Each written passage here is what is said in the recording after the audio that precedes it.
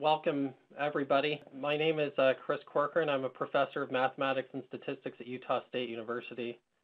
I have been at Utah State now for 15 years, but still work closely with colleagues at Cytel Software Corporation. When I was a graduate student, my advisor was Cyrus Mehta, who's one of the founders of Cytel Software, and so I've continued my collaborations with him since leaving Boston and coming back to Utah State. I am going to be talking today about a new module in StatXact that performs permutation and exact tests for correlated data. So this is quite a significant addition to StatXact, and what I'm going to do is I'm going to share a little bit of the rationale behind the exact test that we've developed. And some of this might be a little bit of review for those of you who are more experienced. For others, it may be just a reminder about how exact tests work. But I'll share that rationale with you, step through that. That'll probably take about 15 or 20 minutes. And then we'll do some examples in StatXact using these new tools. So let me go ahead and start here.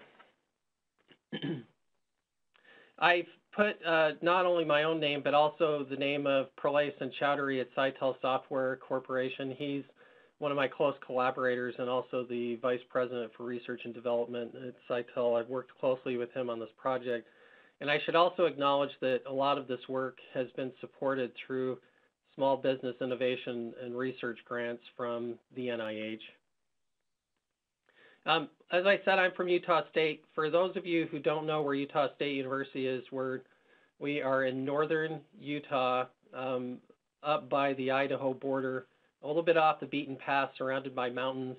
And even though I can't see any of you, I thought you might like to know at least what it looks like around my environment. This is more or less kind of the view from my office. So this is what I look at every day. I'd welcome you to certainly welcome you to visit me sometime if you want to enjoy the surroundings here in northern Utah. Now, just to motivate what we're talking about today with a few examples, I'm going to introduce a few data sets that we'll analyze later, but I'm going to use these to illustrate why issues in exact testing and correlated data often arise in public health research and epidemiology, clinical trials, and so on.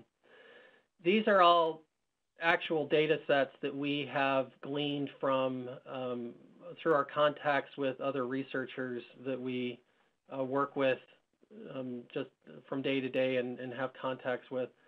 This particular data set is a series from 9 children who had a congenital defect that's referred to as congenital hereditary endothelial dystrophy. Now, this congenital problem leads eventually to lazy eye, and one way of combating this or treating this is by performing corneal grafts. So what you're seeing in this table is you're seeing this series of 9 children categorized according to age. We have those who were younger than 3 years, those who were older, and the ratios or the proportions that you see there represent the number of grafts that were rejected out of the number of grafts that were performed on each child.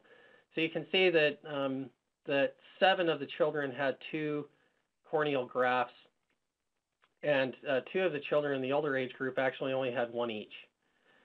You can also see that all of the rejections occurred in the older age group.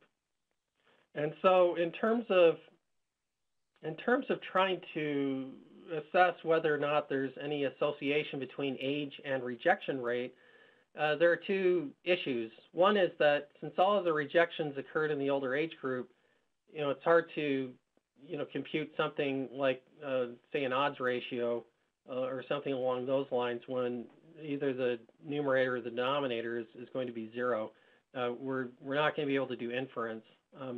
But aside from that, there's also the issue of correlation within child. In other words, the 2 eyes for each child are correlated. In other words, knowledge about rejection in one gives you information about rejection in the other.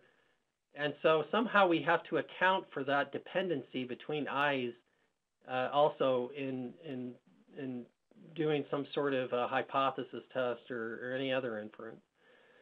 So in other words, this is problematic. In fact, in the article that was published that included these data originally, the authors lamented the fact that they could not do any inference because all of the rejections occurred in one group and they didn't know how to handle the correlation. So the tools that we're talking about today help us to be able to analyze data such as these. Now, you can see the rejection rate overall, if we just collapse over eyes, is 0% in the younger group and 50% in the older group. But the question is this evidence that there's an association between a higher rejection rate and older age? So that's the research question. Now, the next data set is from a multi-center clinical trial. This was a trial for a drug that was developed to treat pain.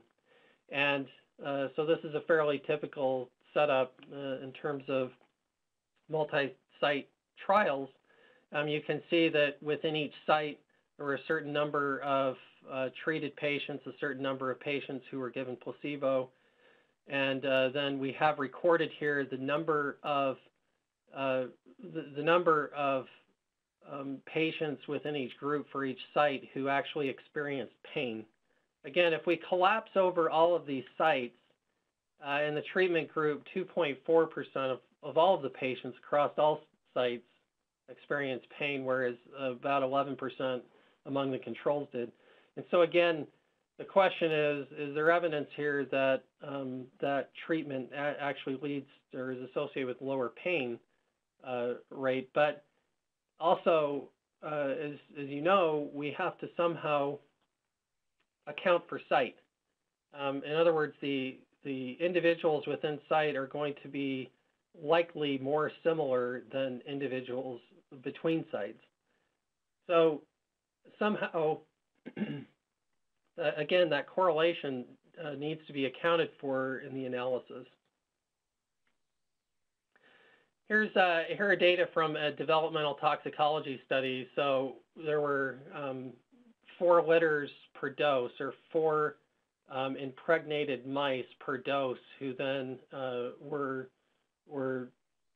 after being exposed to this toxic substance, they were sacrificed and their litters were examined to see how many of the fetuses within each litter, excuse me, were observed with either no malformation or just a slight malformation or severe malformation or death.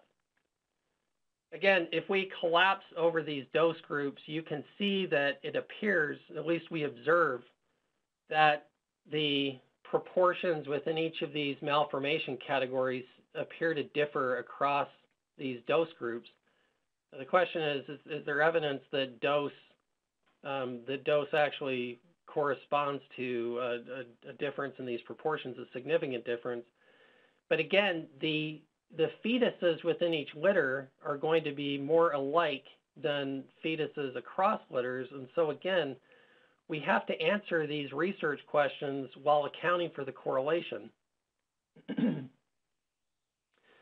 Now again, the low proportions in some of these categories, particularly in the last, make this data set fairly sparse, and so we may be a little bit nervous about using some sort of large sample approximation to analyze these data.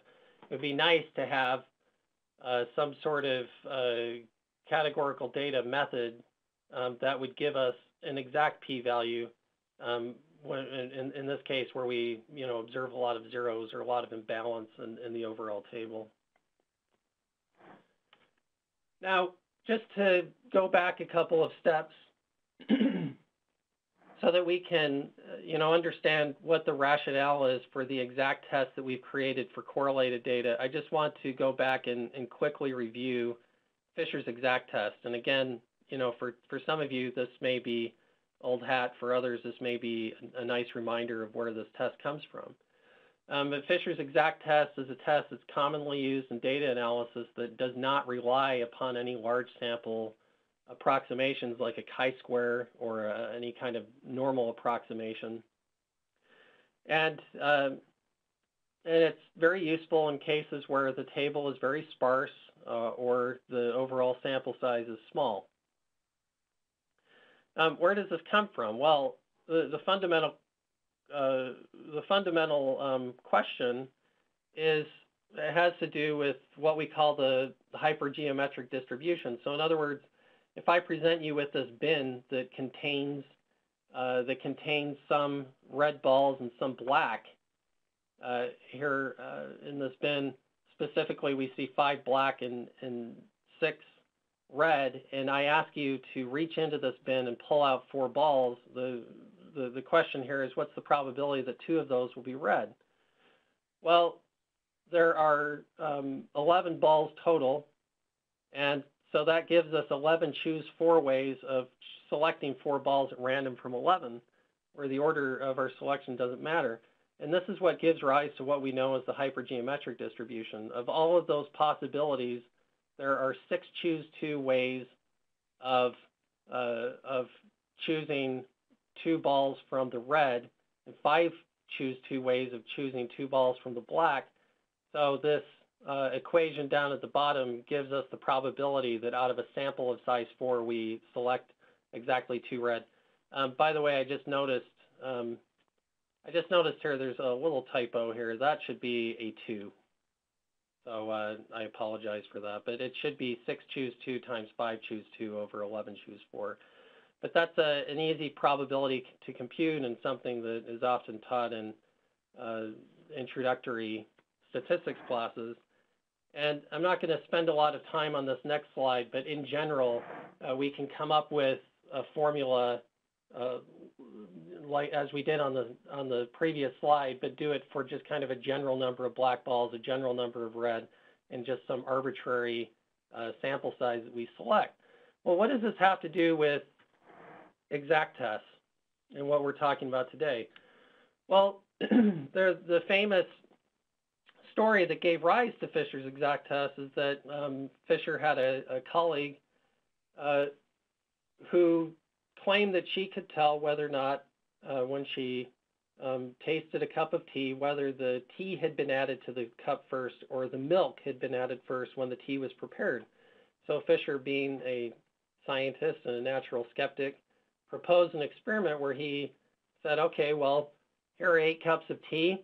I've prepared 4 of them with tea first and 4 with milk first, and now I'm going to randomly order these cups and have this woman drink each one at a time, and she's going to guess which 4 are tea first and which 4 are milk first. And the question is, okay, well, if once she actually tastes these cups and makes her guesses, how convincing would that be in terms of the result? In other words, if she picked all 4 correctly of the tea first cups, would that provide evidence for us personally that she knew what she was talking about? Or only 3? Would that provide evidence? Well, it's easy to compute a probability for this using that hypergeometric distribution that we talked about by organizing the data in a 2-by-2 table. And this table that you see on this slide is just one hypothetical outcome of this experiment, where she correctly guesses 3 out of the 4 tea first cups. And the question is, well, what's the probability of this? Well, assuming she doesn't know what she's talking about and she can't identify tea or milk first cups in the way that she claimed, then really this is just a bag of red and black balls. So all she's really doing is she's choosing 4 balls at random, and picking 3 out of the first correctly is like picking 3 out of 4 red balls from a bag of 8 just by chance. And so using that hypergeometric distribution that we talked about in the previous slide, that allows us to compute a probability. In fact, it allows us to compute probabilities for all 5 possible outcomes of this experiment. So each one of these is one of the 5 potential outcomes, and each one has an associated probability based on that hypergeometric distribution. So in other words, if she were to pick 3 out of 4 correctly, you can see that the probability of that is about 23%. So that's not all that convincing, really, because you can phrase the question like this. If we're going to think of this in terms of a p-value, then the probability under the hypothesis or the setting that she doesn't know how to distinguish these cups, the probability that she would do as well or better than 3 correct guesses is just the sum of these two tail probabilities, so about 23% plus about 1.5%. In other words, there's about a 24.3% chance that she would be able to pick 3 correctly or better at random. So that's not all that convincing. By the way, I guess the punchline to the story is it actually turned out in real life that she picked 4 out of 4, which I think most of us would argue would be fairly convincing. But nevertheless, that's how the exact p-value is computed. And in general, that's how exact p-values are computed for just any contingency tables. That argument has been extended to it was extended after Fisher to just tables with arbitrary numbers of rows and columns. And but the fundamental argument is that if you condition on the row totals and the margin totals, as we did with that tea tasting example, then that allows you to derive a distribution for which these exact probabilities can be computed under a null hypothesis that the row columns and the row variable and the column variable are not associated. So that's the underlying rationale for these conditional exact tests, is that we freeze the row margins, we freeze the column margins, and that allows us to compute these hypergeometric probabilities. Now for correlated data, so now moving ahead to this new module in StatXact, what is the argument that we use, or what's the rationale that we use for exact tests for correlated data? Well, it's a similar rationale. We also condition on margins of tables, but in addition to that, we have to condition on another statistic that contains information about the correlation within these clusters or these sites or individuals in our study who have more than one measure, whatever it may be.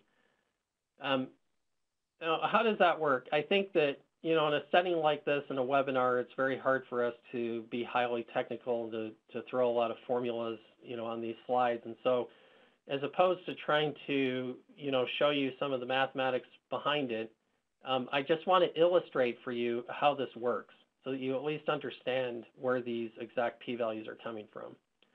Now let's go back to the corneal graph data example. You can see that I'm representing these data now in a slightly different way than you saw on that original slide where I presented this example. Here, each column in this table corresponds to a child in the study. Now, the column margins tell you how many graphs were performed on each child. So you can see there were 7 children with 2 graphs and 2 children with 1. And I've coded what we might term as the treatment or exposure as either 0 or 1. 0 for those children who are younger than 3, and 1 for the children who are older than 3. And then for each child you see is recorded the number of rejections. So on the row margins, 4, that represents the total number of rejections. And as with the exact test for uncorrelated data, like Fisher's exact test that we just talked about, we condition on these margins. So in other words, we condition on all of the column margins. And we also condition on the number of individuals in the sample who experienced or the number of eyes with a rejection. So that's why I'm circling this 4. So far, this looks similar to any two-way table that we might analyze, and we're still conditioning on the margins. But what are we doing in addition to that allows us to account for the correlation between eyes? Well, we have other statistic, this statistic here represents the extra statistic that I alluded to on the previous slide that allows us to account for the correlation. So in addition to, freezing the margins of this table, the column and the row margins, we also consider this statistic. Now, what is this statistic? It turns out it's the sum over all of the children of the product of the number of rejections for each child times the number of no rejections. So, so I'll just step through this. For the first child, the number of rejections is 0. The number of no rejections is 2. And so that child's contribution to that correlation statistic is 0 times 2. And likewise for the second child and the third. And we continue summing over all of these children to compute a statistic, in this case 2, that represents some information about the degree of correlation between eyes within child. Now the test statistic, this looks like what we would refer to as a linear rank test statistic or a trend test statistic for any two-way table. In other words, it's just the product of the number of responses times the exposure, so the exposure variable. So for the first child, they're in group 0, and they have 0 rejections, and so their contribution to the test statistic is 0 times 0, and so on. So in the end, the correlation statistic is 2, the test statistic is 4, and so these 3 statistics that I've circled here, these are the 3 critical statistics with respect to computing an exact p-value for these data. Now again, how does this work? Well, here's our observed table. Okay, we have the row margin, which is 4. That's the number of total rejections. We have this correlation statistic, which is 2. And then we have our test statistic, which is 4. So how do we proceed with an exact test? Well, as with the t-tasting experiment, what we do is we consider all possible tables of the kind that you see at the top of the slide, the observed table, that also give us these values for the 2 statistics U0 and UC.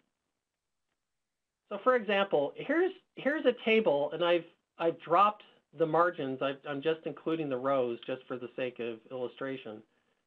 But here's one table that gives us a number of rejections equal to 4, as with the observed table.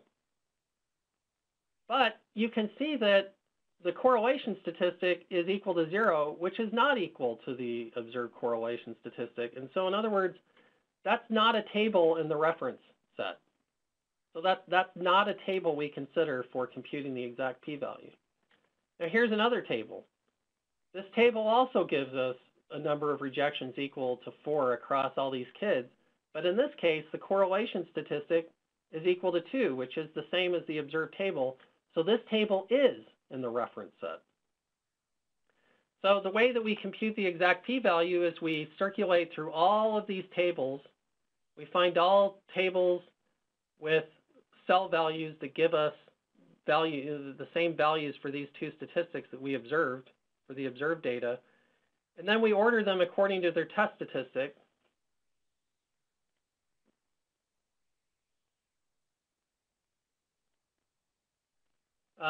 We order them according to this test statistic here that I'm circling with the cursor, this t equals 4.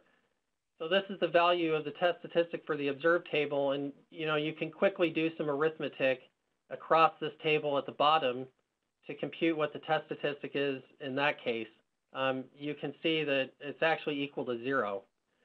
So in other words, we take all the tables in this reference set, we arrange them according to these statistics, and then we compute a tail probability just as we did with the t-tasting experiment. So in other words, the p-value is going to be the sum of the probabilities of all tables in this reference set that give us a value of t that's greater than or equal to 4. So in other words, the bottom line here is that what we've accomplished is we've been able to derive a rationale for computing exact tests, exact p-values for tables that have correlated data. So again, the way that this works is that given a particular setting or given a certain study design, you determine the appropriate test statistic. Given this representation, we condition on the margins of the table and also an extra statistic that represents the correlation. Then we order the tables in this set of tables according to their values of this test statistic, and then we compute the tail probability just using this hypergeometric distribution argument. And so now the module in StatXact contains analogs for all of the standard tests that we use for tabular data. So in other words, there's a trend test, which can also be stratified. There's a test for two ordered multinomials. And by the way, I'm going to step through examples for each of these over these last 10, 15 minutes of my presentation. There's also a correlated data version of Fisher's exact test and the chi-square test that we would use for R by C tables. We have an exact test for a singly ordered R by C table where the rows are ordered but not the columns. We have a test where the rows and columns are both ordered, so a linear bilinear association test, and also a test for stratified 2x2 tables. And in addition to those, an exact test that actually helps us to measure the evidence for or against clustering within the individual units that we feel may contain correlated observations. And in addition to that, there's a multivariate trend test. So in other words, you can think of this as a kind of a Corcoran-Armitage trend test where we have multiple outcomes, not just one. These are all contained now in a correlated data module in StatXact. So let's go back to this example here. The question is there a significantly higher rejection rate among older children with CHED, and can we compute an exact p-value, and also can we do that accounting for the correlation? Well, using these tools now that I've just sketched out, now we are able to compute a p-value of this association. I'm going to toggle back and forth to StatXact for some of these examples. So here in StatXact, I've already opened up many of these data sets just to save us some time, but here is the data set that represents the data from the corneal graft example. So you can see we actually have 16 observations because the rows here represent individual eyes. The first variable is subject, which represents the child. So these two rows correspond to the two eyes that receive corneal grafts for the first child. The next variable tells us whether or not each of those eyes was rejected. So that's going to be 0 if it was not rejected and 1 if it was. And then the last variable for each eye tells us which age group the corresponding child was in. So these first 8 eyes correspond to the first 4 children who are all younger than 3. Okay. Now here, just to illustrate, some of these results I've already computed because for a few of these examples it takes, it may take 30 seconds to obtain an answer because exact tests are very computationally intensive. And so I didn't want to just sit here and let it run, but this one runs fairly rapidly. So let me show you how this works in StatXact. You can see that all of the correlated data tests now are under this heading, Inference for Correlated Categorical Data. Here we have 2 binomial populations. In other words, we have two groups of children, one who are younger, one who is younger than 3, one older than 3. And so we want to compare these 2 age groups. And so we're basically doing a trend test, but with only 2 groups. So rejected, that's the response. Age group, that's the explanatory factor here. And then the cluster ID is subject, which identifies the child. We want to compute an exact p-value. Now when I click OK, you can see here I get a result. Actually, the two-sided p-value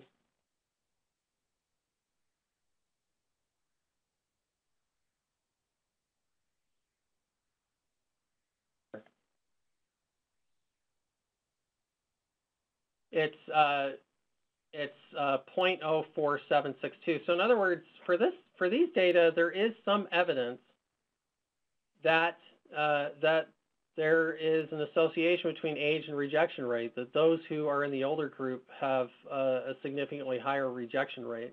Actually, it's interesting. I spoke to one of the authors of the paper from which we gleaned these data, and she was very interested in this result because this disease, the CHED, is actually quite rare. And so most of the data sets that they work with are series that look similar to the one we're looking at here, where there are relatively few children and sample sizes are small.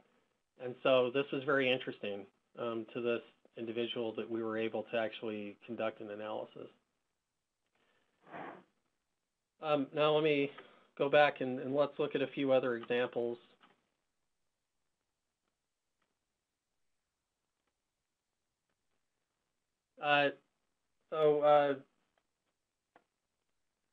Moving on to the next example, this is the multi-site pain trial that we talked about here, where we want to compare treatment to control in terms of the rates of pain after treatment. But we want to, again, the key is that we want to control for site.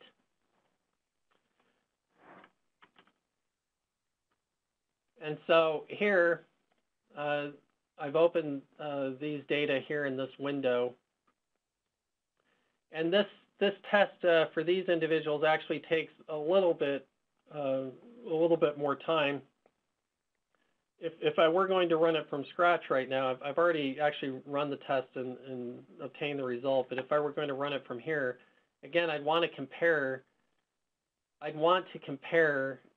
these two groups, treatment versus control. So in other words, treatment here is the explanatory variable, and the response is whether or not the individual experienced pain. The cluster ID is site, but here I also have a frequency count just because the data are displayed here in grouped form. But let's just go straight to the result, and you can see the two-sided p-value here.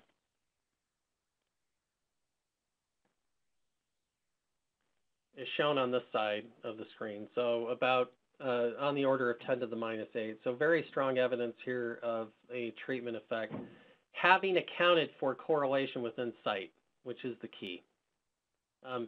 There's very high imbalance here. The data are relatively sparse because there were very few patients among over 500 in the treatment group who experienced pain, only about 2%.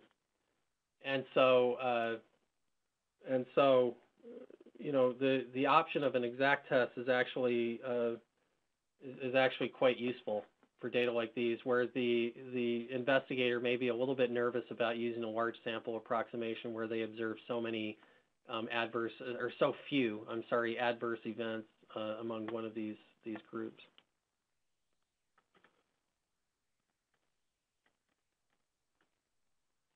Okay, so going to the next example. Now here, as opposed to comparing binomials, so in other words, different treatment groups where the outcome was, either, pain or no pain or rejection or no rejection, here we have an outcome that is, that actually has 3 levels. So this is a multi-center clinical trial again, for people who are experiencing spasms and pain, I believe. And the 3 classifications of outcome here were either the patient experienced worsening symptoms or no improvement, or slight improvement, or a major improvement or a cure.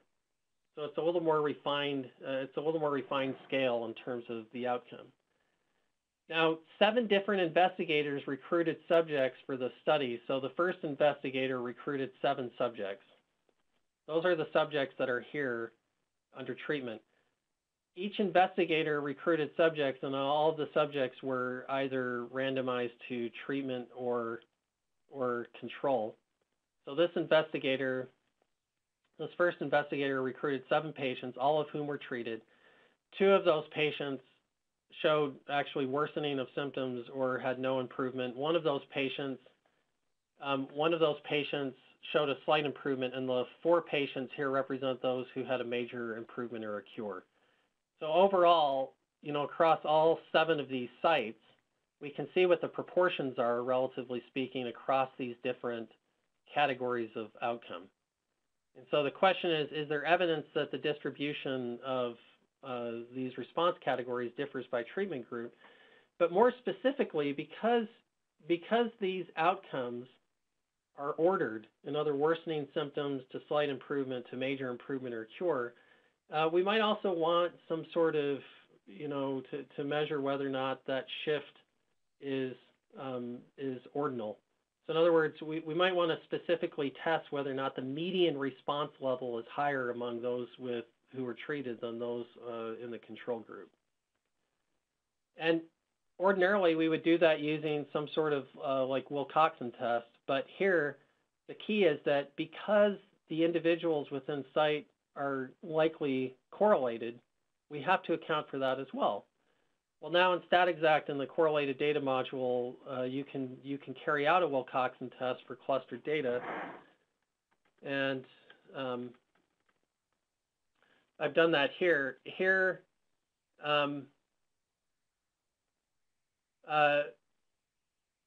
actually, I apologize. I actually forgot to open this particular data set up before we started, but during the question period, I'll open this up to avoid wasting a lot of time. But I'll show you that under the non-parametric menu, that inference for correlated categorical data, it also includes methods for 2 ordered multinomials, which is what we have here. And we can select the Wilcoxon rank sum test, or we can use a few other tests that are available for independent data as well.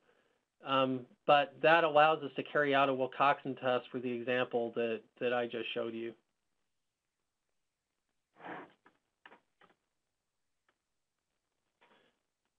Now, moving on to the next example, this is the analog to an R by C table. In fact, what we have here is basically a 3 by 4 table with clustering. Now, you may wonder why I'm saying it's 3 by 4, because we actually have 4 rows in the table. But note that the number of categories for the outcome is equal to 3. So the frequencies that are in parentheses within each row, down each column, these again represent individuals who are in the study, but this is a developmental toxicology study. This is the one that we talked about earlier, where these 4 litters of mice were randomized to these doses of the toxic material, and then they were evaluated afterward for their levels of malformation.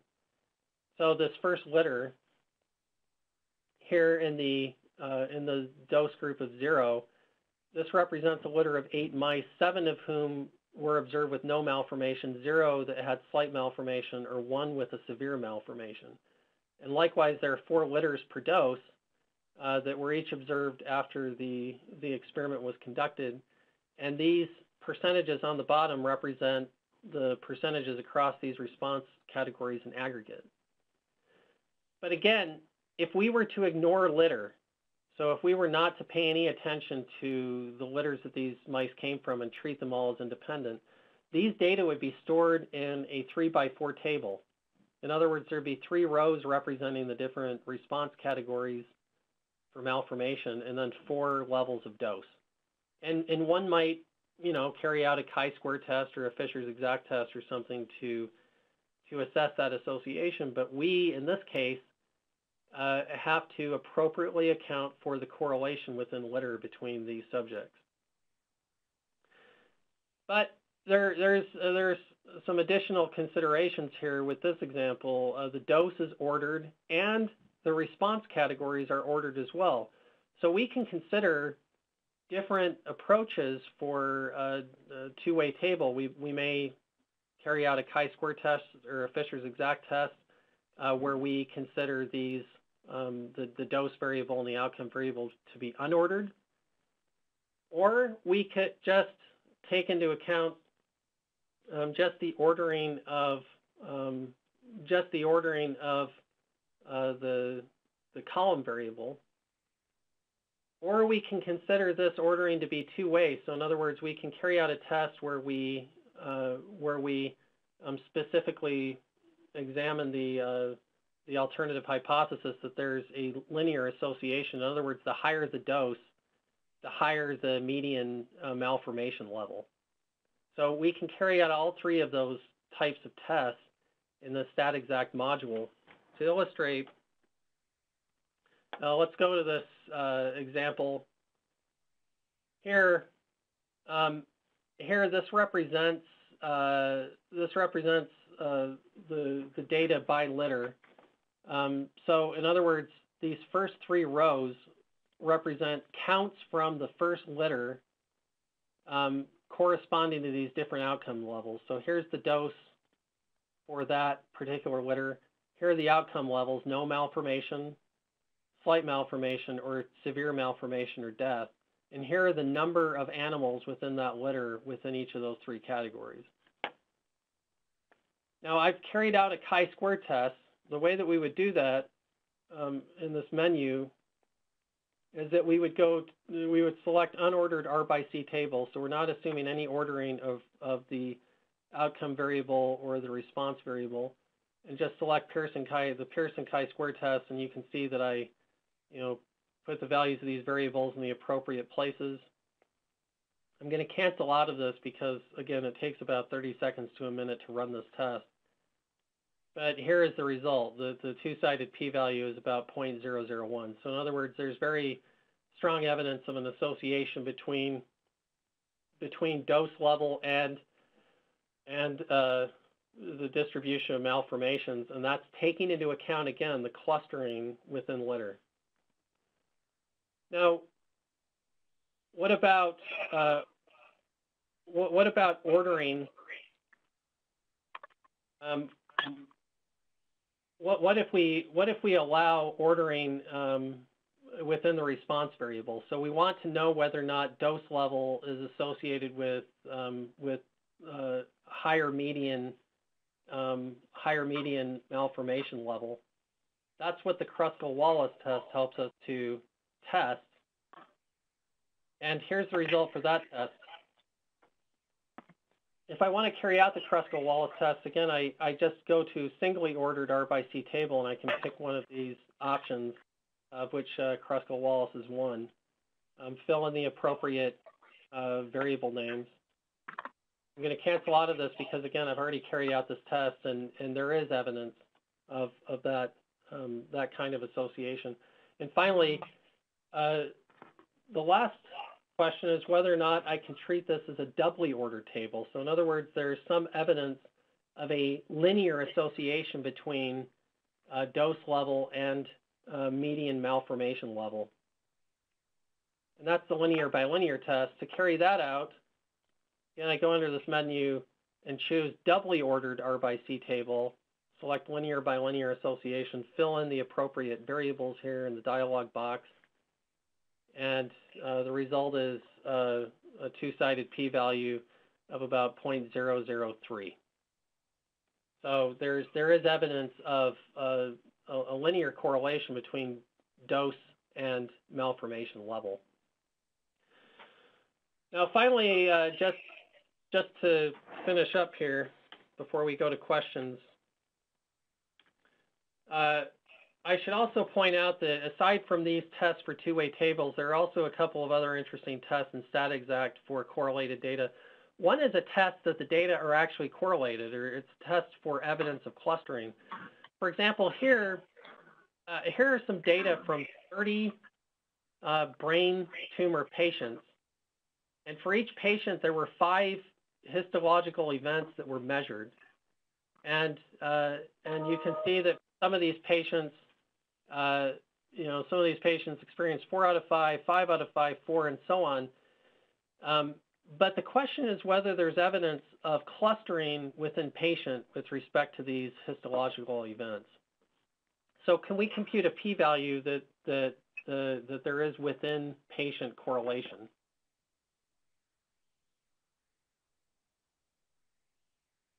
Now in StatXact, that's really easy to do. Here are the data. You can see that for each subject, we have 5 different outcomes, one corresponding to each histological event that was measured, and then whether or not that was observed for that particular patient. And to get a test of clustering, we select test for correlation under the binomial populations. We identify the cluster ID, what the response variable is, and then we carry out the test. And you can see here, based on this two-sided p-value of about 0.015, there is evidence for these individuals of clustering within subject. So that's something that that can be somewhat useful in some settings.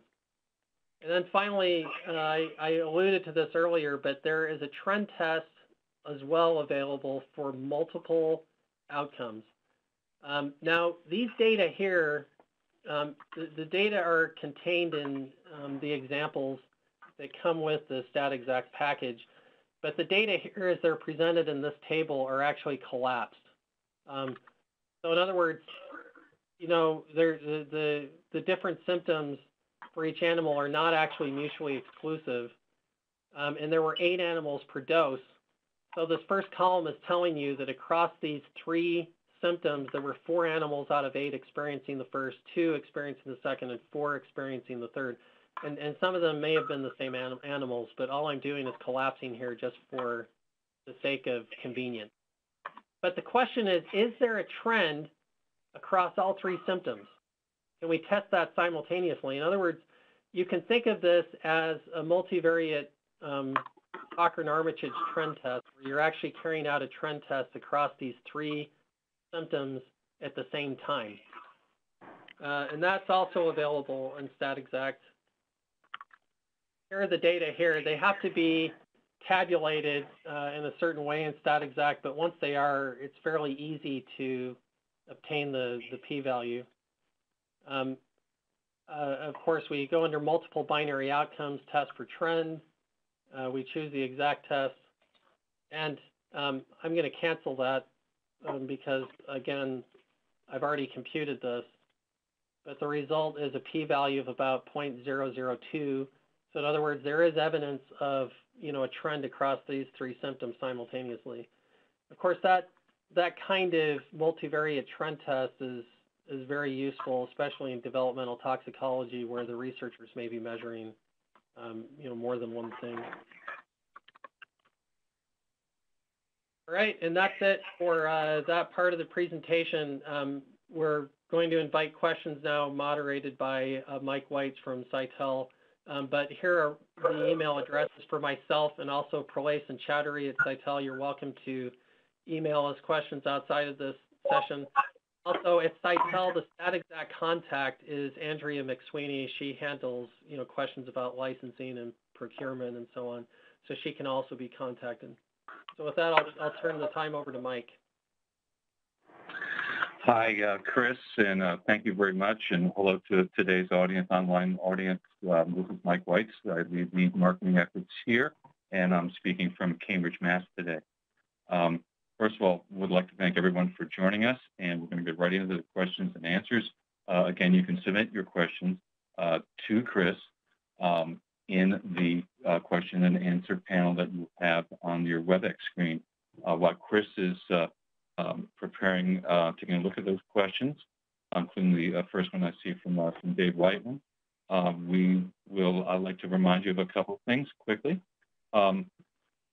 Today's slides, as I noted posted in the question and answers panel, are available right now from our website. Simply go to Cytel.com, look for the Software Solutions tab at the very top left, and it'll take you to our StatXact page, and you'll see the download slides link prominently displayed on the StatXact page.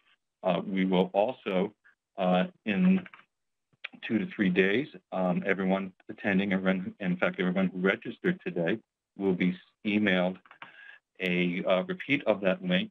And also, we're going to make the data sets from today available as well as text files for download as well. You can use those text files as you wish. You can try them in your version of StatXact, and if you're not a StatXact user, you can give it a try in your other statistical application. We welcome that. As well, that email will contain a link for a replay, a free replay of today's webinar with Chris that will be posted to YouTube when it's made available. So again, everyone will be receiving that email. So stay with us, please, as Chris prepares answers.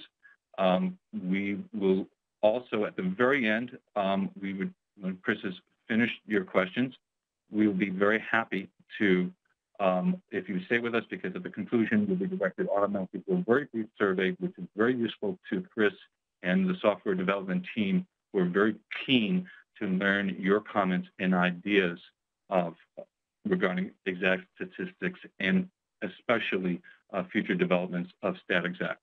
My last reminder is we also will have an email that will go to everyone with a special pricing offer for StatXact, or either commercial license or academic licenses for the newest version of StatXact 10. But as you can see on the slide, don't hesitate to contact our Andrea McSweeney here at Cytel, simply Andrea@Cytel.com, and you'll see her direct line also on your screen. So please don't hesitate. Without further ado, Chris, we're going to have you get back online. And if you wouldn't mind, maybe start with Dave Whiteman's question about the CHED example and the coding of 0 versus 1. Thanks, Mike. Dave Whiteman asks, for that CHED example, in other words, the corneal graft example, age was coded as 0 and 1, and he's asking, could some other coding have been used? Absolutely, but it turns out that in this case, because we only have 2 groups, that the substantive result of the inference would be exactly the same, regardless of how that was coded. We could code it as, 1 or 4 or 0 and 10 or whatever, but provided that we just have 2 groups, the p-value computation would actually turn out to be no different. That would change the values of the test statistics, but not the relative distribution in terms of their ranks. So thanks for that question. Also, I want to emphasize that what Mike said, that I did request that these data sets be made available to all those who attend. That would allow you to perhaps play around with them, yourselves, using code that you may have developed in-house, or using other software tools, just for the sake of comparison. As far as I know, I don't think there's not any major software package right now that has a module that provides permutation tests when the data are correlated. And Chris, before you get into your next question, I noticed that some people saying they have trouble downloading the link, and that's because actually we just modified the link, and I'm going to share that with everybody right now. We inadvertently had an odd character, a percentage character. So as you continue, Chris, I'm reposting the direct link to today's slides for immediate download. There's another question here from another attendee about whether these are available in SAS. The answer is yes, through Proc StatXact, which is the StatXact plugin to SAS. All of the procedures I've talked about today can be used in SAS as well, using that. that product. Another question here asked, could I provide the references for the permutation test discussed today? Absolutely. I think the way that I can do that is perhaps, well, I'll tell you one thing. Some of these references are contained in the user manual. The StatXact user manual for this module, the chapters that cover this module actually contain, a pretty good list of references.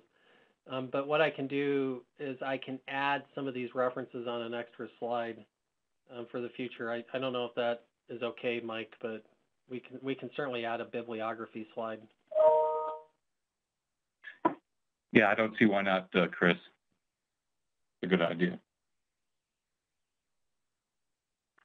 Let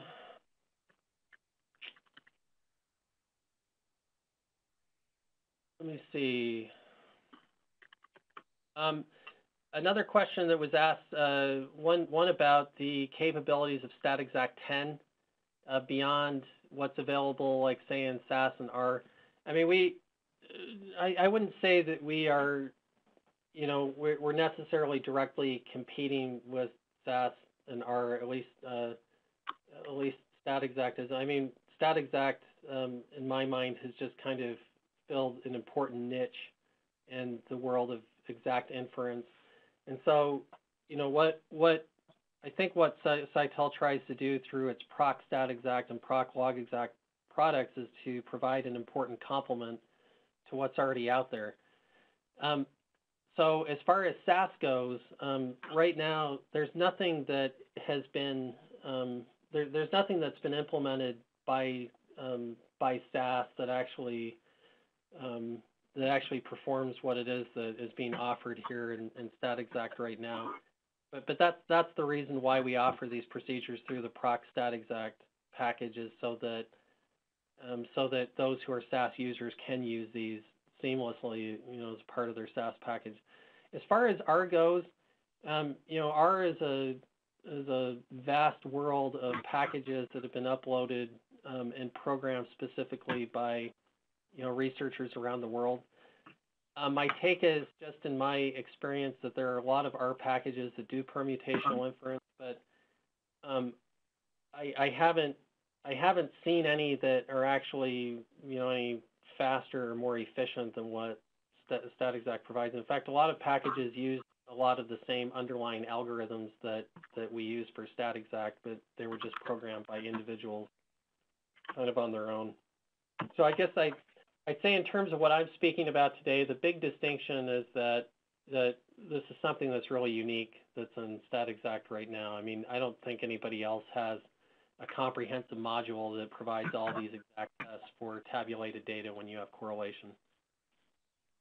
And Chris, if I could add, the latest versions of both StatXact and logexact, version 10, have the ability, the built-in capability to effectively run R scripts that you may have. So you can use your R scripts in conjunction with the StatXact and logexact capabilities, and actually effectively expand your use, and even, if you will, customize your use to run R scripts within StatXact and logexact. Yeah, that's true. Which would allow you to use, some of these procedures within the R environment as well to cross over. Deborah Wiener asks, can you do sample size calculations for these correlated data methods? Not yet. That is something that we've talked about, and we certainly want to explore that. It's an interesting problem because one would obviously have to make some assumptions about the degree of correlation. But for people who work, especially in pharmaceuticals, where you have a lot of historical data from multi-site trials, it may be, that may be fairly reasonable to be able to estimate that. I will say this, though, that aside from tools that may help with study design, we do have an initiative in the works to provide exact conditional logistic regression. So in other words, to extend what we've put in StatXact to logexact to allow individuals to, say, compute odds ratios and confidence intervals in situations where data are correlated and you don't just want a p-value for a table or a stratified table, but you may want to account for additional covariates as well, as you would in the logistic regression setting. So that's something that we're kind of working on.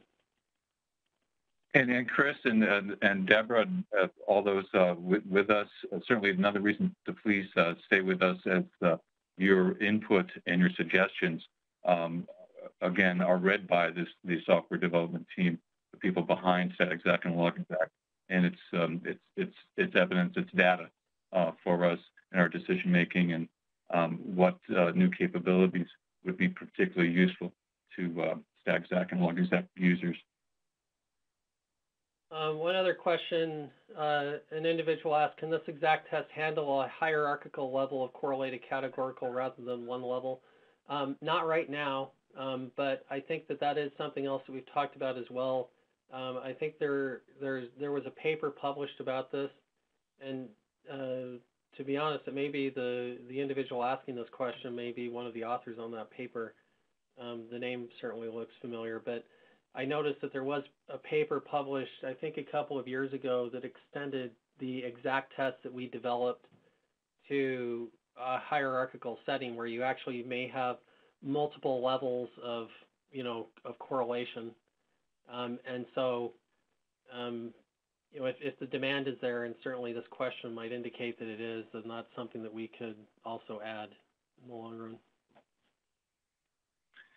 And Chris, someone earlier asked about training in exact statistics, if not StatXact and or LogXact specifically, and outside of your classes at Utah State, we'd hardly recommend, I think, Chris, you'll join with me, we'd hardly recommend statistics.com.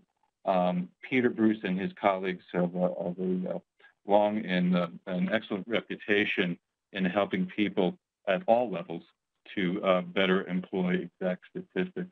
And we could not recommend them more highly.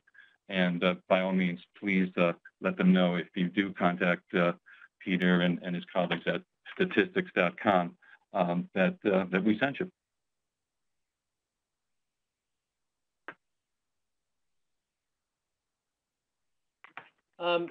There's another question here that comes from David Brown. He asks, were data may derive from different centers, some of which may be somehow biased with respect to the others? Is there some facility to detect and highlight these anomalies within an exact context? Yeah, that's a really good question. I hadn't thought about that, but I think that that's an excellent point. The correlation arises from the fact, if we're talking about the context of multi-center trials, then the correlation arises from the fact that individuals within a particular center are going to be more alike than individuals across centers for environmental reasons or cultural or whatever. And so that's a good question. I guess I hope I'm understanding what you're asking, David. But it sounds like what we're asking is, what is the connection between possible bias at a center and that sort of clustering or that correlation? It would be an interesting research question, I think, and maybe I'll sick one of my master's students on this or something, but it would be an interesting research question to ask whether or not, bias that's bias present within centers can be overcome by simply accounting for the correlation. I'm not sure, but that's a good question. Chris, is there anything else that you wanted to address before we wrap up today? No, I think that's it. Unfortunately I have a meeting I have to be at in a few minutes here, and so this might be a good time to wrap it up. Well, if the questions are a indication of the content in the presentation, your demonstration, then certainly I'd say this was a success, and it really wouldn't be possible without the folks who joined us today. And fielding the questions and the rapport is something that these WebEx webinar demonstrations, make it all the more valuable and interactive, and we learn as much, hopefully, as you do, our audience. So once again, I'd like to thank Chris from Utah State for his work today. I'd like to thank everyone, especially for joining us. And I hope you have a pleasant day. And again, please contact us specifically with questions about StatXact through Anja. And please stay online to complete the very brief survey. Again, it's very important to us to hear from you. Once again, thank you from Chris and myself, and good day to all.